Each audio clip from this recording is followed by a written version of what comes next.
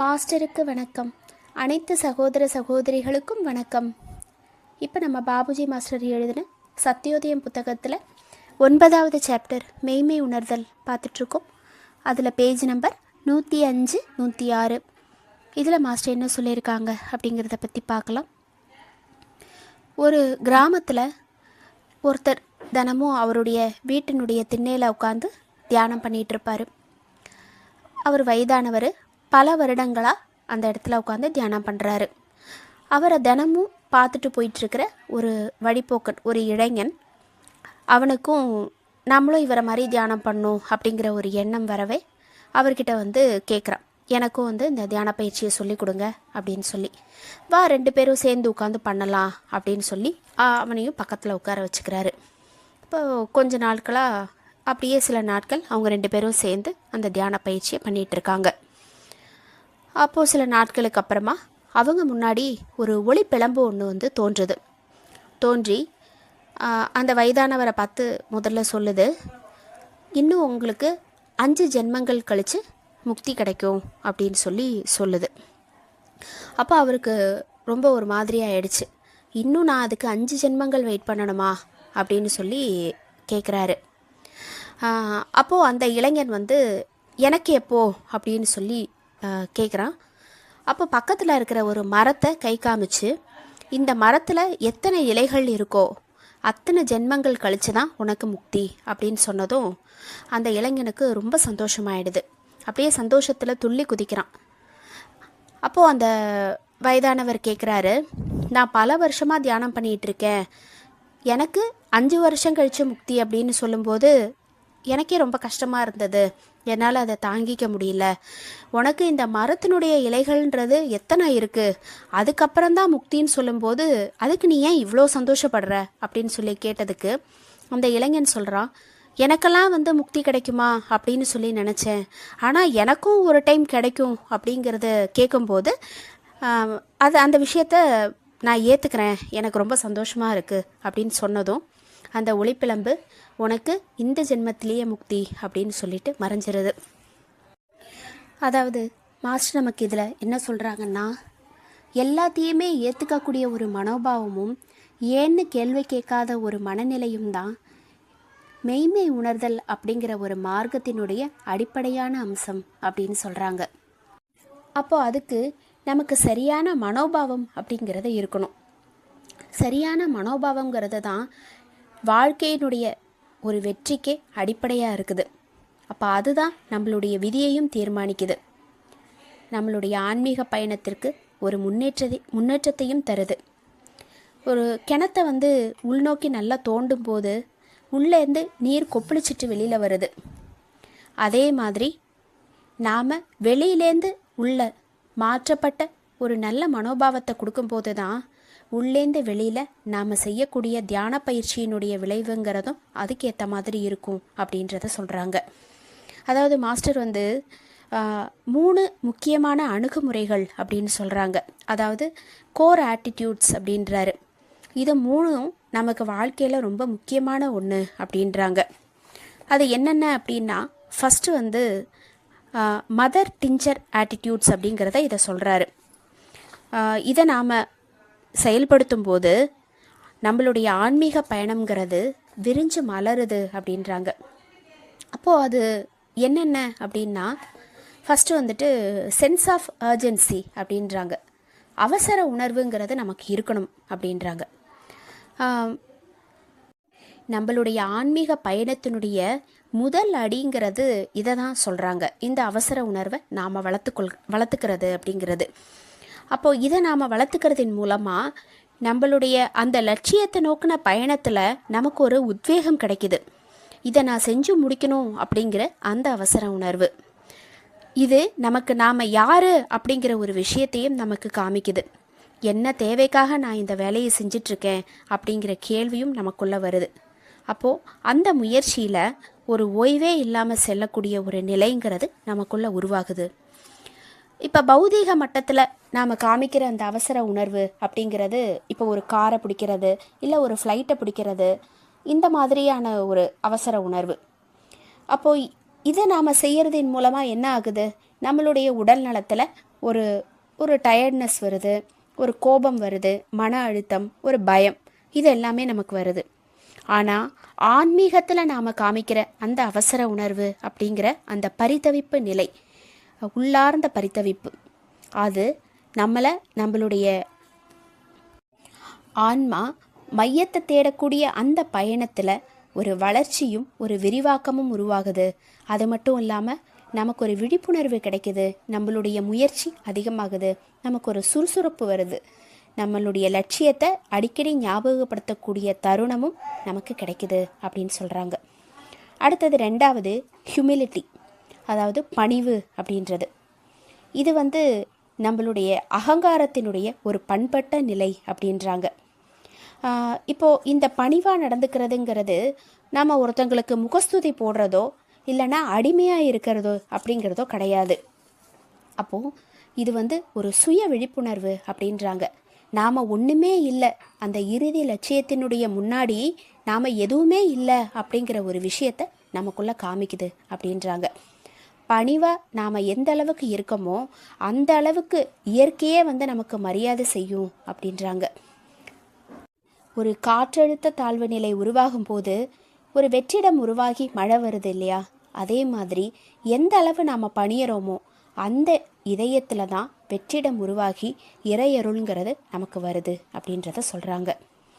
அடுத்தது 3வது லைவ்லினஸ் அப்படின்னு சொல்லக்கூடிய உயிரோட்டமாக இருக்கிறது. நாம் எப்போவுமே ஒரு சுருக்கமான முகத்துலேயோ ஒரு எரிச்சலூட்டக்கூடிய குணத்துலேயோ நாம் இருந்தோம் அப்படின்னா நம்மளுடைய ஆன்மீக பயணத்தில் ஒரு தொய்வு வருது. அதுக்கு மாறாக சிரித்த முகத்தோட இதயத்தில் தெளிவோடையும் இருக்கும்போது அதன் மூலமாக நம்மளுடைய இதயம் திறக்குது, உணர்வுற நிலைங்கிறது விரிவடையுது, அந்த உயிரோட்டத்தில் உற்சாகமும் நமக்கு பிறக்குது அப்படின்றத சொல்கிறாங்க. இப்போது மெய்மை நிலை அப்படிங்கிறது என்ன? இது நாம் புலன்களால் உணர முடியுமா அப்படின்னு கேட்டால் முடியாது. அதை அப்போ எப்படி நமக்கு தெரியும்? தன்னிலை உணர்தல் அப்படிங்கிறத நம்மளுடைய இதயத்தினுடைய ஒரு உள்ளார்ந்த மையப்பகுதியில் ஆழ் நிலையில் தான் நம்மளால் உணர முடியும் அப்படின்றாங்க. அந்த மாதிரி நாம் உணரும் போது தான் அதுதான் நம்மளுடைய வாழ்க்கையினுடைய பிரச்சனையை தீர்த்து வைக்கும். அப்போது நம்மளுடைய வாழ்க்கையினுடைய பிரச்சனைங்கிறது என்ன? ஒரு சிறு நீர்த்துளி கடலில் ஒன்று கலக்கிற மாதிரி நாம் அந்த பரம்பொருளோடு ஐக்கியமாகிறது அப்படிங்கிறது தான். நம்மளுடைய அந்த ஆன்மாங்கிறது பரம்பொருளோடு ஐக்கியமாகிறது. அப்போது அதுதான் நம்மளுடைய உண்மையான வாழ்க்கையினுடைய ஒரு பிரச்சனை. அதை தீர்க்கணும் அப்படின்னா நாம் இதயத்துக்குள்ளே ஆழ்ந்து போகணும் அப்படின்றாங்க. இப்போ அடுத்தது மாயை அப்படின்னா என்ன அப்படிங்கிறத பற்றி மாஸ்டர் சொல்கிறாங்க. இப்போது இறைவன் அவருடைய வெளித்தோற்றத்தை இந்த பிரம்மாண்டமான பிரபஞ்சம் அதன் மூலமாக காமிக்கிறாரு அப்படிங்கிறத நாம் புரிஞ்சு வச்சிட்ருக்கோம். இப்போ இறைவனுடைய வெளித்தோற்றம் தான் இந்த பிரம்மாண்டமான பிரபஞ்சம் அப்படிங்கிறது நம்மளுடைய புரிதலாக இருக்குது.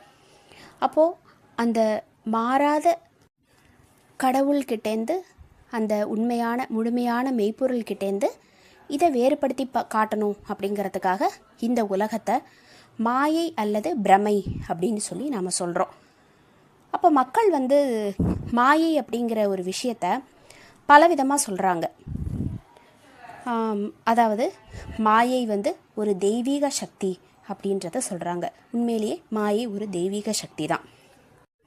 அது இந்த சிருஷ்டியை முழுவதையும் பல வடிவங்கள்லேயும் உருவங்கள்லேயும் அதை ஏற்படுத்தி அதனுடைய அந்த உலகத்தினுடைய செயல்பாடுகள் எல்லாத்தையுமே அது ஒழுங்குபடுத்துது. அப்போது இந்த ஒரு மகா சக்தியால் நாம் எப்போவுமே ஒரு சூழப்பட்ட நிலையில் இருக்கோம். அந்த மாயை அப்படிங்கிற அந்த உலகத்துக்குள்ளே தான் நாம் இருக்கோம். அப்போ நம்மளுடைய செயல்பாடுகள் எல்லாமே அதனுடைய ஒரு அம்சத்தில் தான் ஒரு பிரதிபலிக்குது. அதாவது அந்த மாயை அப்படிங்கிற இந்த உலகத்துக்குள்ளே தான் நம்மளுடைய செயல்பாடுகள் எல்லாமே இருக்குது.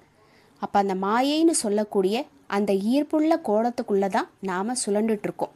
இந்த உலகத்துக்குள்ளே நாம் கண்ணு முன்னாடி இருக்கக்கூடிய பொருட்களில் ஏதோ ஒன்றை நாம் பிடிச்சிக்கிட்டு இதை தான் நாம் சத்தியம் அப்படின்னு சொல்லி நினைக்கிறோம். நம்மளுடைய புலன்கள், உணர்வுகள், மன எழுச்சி, இது எல்லாத்தையுமே அது மாற்றி இந்த மாயைங்கிற விஷயம் தனக்கு தகுந்த மாதிரி செயல்கள் எல்லாத்தையுமே நமக்கு வடிவமைச்சு கொடுக்குது. அப்போது அது சொல்கிறதுக்கு ஏற்ற மாதிரி தான் நாம் ஆடிட்டுருக்கோம் அப்படின்றாங்க. கடைசியாக என்ன ஆகுது, இந்த மாயை அப்படிங்கிற அந்த வலைக்குள்ளே தான் நாம் சிக்கி இருக்கோம், இறக்கவும் செய்கிறோம். அப்போ எல்லாத்துக்கும் அடிப்படையாக இருக்கிற மாறாத அந்த மெய்ப்பொருள் பக்கம் நம்மளுடைய கவனத்தை திருப்புற வரைக்கும் இதுக்கு விடிவுங்கிறதே கிடையாது அப்படின்றாங்க. அந்த மாயையை கடந்து நாம் வரும்போது அதற்கு வெளியில் இருக்கிற அந்த பரந்த வெளித்தோற்றம் அப்படிங்கிற அந்த வட்டம்ங்கிறது எல்லையற்றது அப்படின்றாங்க. அப்போது நாம் என்ன பண்ணுறோம், அந்த சக்கரத்தினுடைய வெளி விளிம்பில் இருக்கிற மாதிரி அந்த வெளி விளிம்பில் நாம் சுற்றிக்கிட்டே நடு அச்சில் இருந்து ரொம்ப தூரம் நம்ம விலகிக்கிட்டு போய்கிட்டே இருக்கோம். அந்த உண்மையான மெய்ப்பொருள்ங்கிறது அந்த சக்கரத்தினுடைய நடு அச்சு அப்படின்னா அந்த மாயைங்கிறது அதனுடைய வெளிவட்டம் அப்படின்றாங்க. அப்போ அந்த கோலத்துக்குள்ளே, அந்த வெளிவட்டம்ங்கிற கோலத்துக்குள்ளே தான் நாம் சுற்றிட்டுருக்கோம் அப்படின்றாங்க.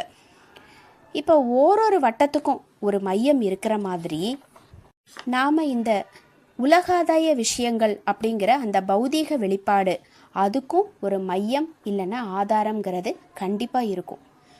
அதை நாம் கண்டுபிடிச்சிட்டோம் அப்படின்னா நம்மளுடைய வாழ்க்கையினுடைய பிரச்சனை அப்படிங்கிறது நமக்கு தீந்துரும் அப்படின்றத சொல்கிறாங்க.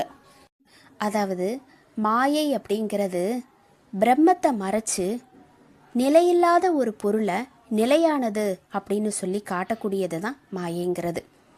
மா அப்படின்னா ஒடுங்குதல்னு அர்த்தம், யா அப்படின்னா விரிதல்னு அர்த்தம். அது என்ன சொல்லுது அப்படின்னா, இந்த உலகம் எங்கிட்டேந்து தான் தோன்றுச்சு அப்படிங்கிற ஒரு பிரமையையும், எனக்குள்ளே தான் இந்த உலகமே ஒடுங்கி இருக்கு அப்படிங்கிறதையும் நமக்கு காமிக்குது. இதுதான் அந்த மாயை அப்படிங்கிறதுனுடைய ஒரு அடிப்படை தத்துவம் அப்படின்றாங்க. இப்போது உதாரணத்துக்கு இந்த திரைப்படங்கள்லாம் வரக்கூடிய ஒரு நடிகர்களை நாம் எடுத்துக்கலாம். இப்போ அவங்கள ரசிக்கிறது, விரும்புகிறது, இது எல்லாமே ஒரு மாயையினுடைய ஒரு சக்தி. அப்போது அந்த திரைப்படங்களில் வர்றவங்க எல்லாருமே அவங்கள நம்ம வாழ்க்கையில் உண்மையாகவே இருக்கிறவங்களை விட நான் அந்த திரைப்படங்களில் வர்றவங்க தான் நம்ம மேலே அதிகமாக ஆதிக்கம் செலுத்துகிறாங்க. அப்போ இதுதான் மாயையினுடைய ஒரு சக்தி. இப்போ நம்ம குழந்தைங்களே ஒரு திரைப்படங்களில் வரக்கூடிய ஏதோ ஒரு சினிமா நடிகர்கள், அதாவது அவங்க சொல்கிறத கூட ஈஸியாக கேட்டுருவாங்க. ஆனால் அம்மா அப்பா சொல்கிறத கேட்குறதுக்கு அவங்க யோசிப்பாங்க. அப்போ அவங்க நிலையில் அம்மா அப்பா தான் நிலை அப்படிங்கிறது அவங்களுக்கு ஒரு புரியறதுக்கு ஒரு காலங்கிறது தேவைப்படுது இல்லையா? அப்போ இதுதான் அந்த மாயையினுடைய சக்தி அப்படின்றாங்க. இப்போ இன்னொரு உதாரணம்னு எடுத்துக்கிறோன்னா, நமக்கு ஒரு கனவு வருது. அப்போ கனவில் நைட்டு நாம் ரொம்ப நேரம் இருக்கிற மாதிரி நமக்கு தோணும். அந்த கனவில் நமக்கு நிறைய நிகழ்ச்சிகள் நடக்குது. அப்போ அதுக்குள்ளே நாம் இருக்கோம். அதுலேயே சுகத்தையும் துக்கத்தையும் பயம் இது எல்லாத்தையுமே நாம் உணர்கிறோம். அப்போ தூக்கம் கலைஞ்சு நாம் முழிக்கும்போது மட்டும்தான் அது நிலை இல்லை, இதுதான் நிலை, நிஜம் அப்படிங்கிறது நமக்கு தெரியுது. அப்போ நம்ம விழிச்சதுக்கு அப்புறம்தான் எது உண்மை எது பொய்ங்கிறத நாம் தெரிஞ்சுக்கிறோம். அப்போ விழிக்கிற வரைக்கும் கனவு தான் நமக்கு நிஜமாக இருக்குது. அப்போ அந்த கனவு தொடர்ந்துக்கிட்டே இருக்குது அப்படின்னா அதுதான் உண்மை அப்படிங்கிற அபிப்பிராயமும் நமக்குள்ளே தொடரும். அப்போ அந்த விழிப்பு அப்படிங்கிறது தான் ஆத்ம ஞான விழிப்புணர்வு அப்படின்னு சொல்கிறாங்க. மாயையை ஒரு காணல் நீர் அப்படின்றாங்க. அப்போ அதே நேரத்தில் அந்த மாயையை ஒரு இகழ்கிறதோ இல்லைன்னா வெறுத்து ஒதுக்கிறதோ அதை ஒரு தடையாக நினைக்கிறதோ கூடாது. அதுவும் வேணும். அந்த மாயை என்னங்கிறத நாம் புரிஞ்சுக்கணும், அதை உணரணும், அதை அனுபவிக்கணும், அதுக்கப்புறமா அதை கடந்து வரணும். அதுதான் ஞானம் அடையறதுக்கான ஒரு வழி அப்படின்றத சொல்கிறாங்க. இந்த உலகத்தில் இருக்கிற எல்லாத்தையும் நாம் அனுபவிக்கணும். அது நிலை இல்லை, உண்மையான நிலையான ஒரு விஷயம் அப்படிங்கிறது நம்மளுடைய ஆன்மா தான். அந்த ஆன்மாவிற்கு நாம் செய்யக்கூடிய நல்லது தான். மரணத்திற்கு அப்புறமா இருக்கிற உண்மையான வாழ்க்கை முறை தான் ஆன்மீகம் அப்படிங்கிறத நாம் புரிஞ்சுக்கிட்டு அந்த மாயையிலிருந்து விடுபட்டு ஞானத்தை நோக்கி போகிறது அப்படிங்கிறது தான் உண்மையான ஆன்மீகம் அப்படிங்கிறத நம்ம தெரிஞ்சுக்கிட்டு வரணும் அப்படின்றத சொல்கிறாங்க. அந்த ஞானம்ங்கிறது நமக்கு இல்லைன்னா வாழ்க்கை முழுவதுமே மாயை தான் அப்படின்றது. கிருஷ்ணர் சொல்கிறாரு, என்னை வெளிப்படுத்தி கொள்ளாத பிரம்மாவாக இருக்கையில் நானே மாயையாக இருக்கிறேன் அப்படின்றாங்க. அப்போ நம்ம அந்த மாயை அப்படிங்கிற அந்த வெளி வட்டத்தை கடந்து உள்ளார்ந்த அந்த மையத்தை நோக்கி நம்ம போகணும், அந்த இறையை உணரணும் அப்படிங்கிறத தான் மாஸ்டர் சொல்கிறாங்க. மாஸ்டருக்கு நன்றி. அனைத்து சகோதர சகோதரிகளுக்கும் நன்றி.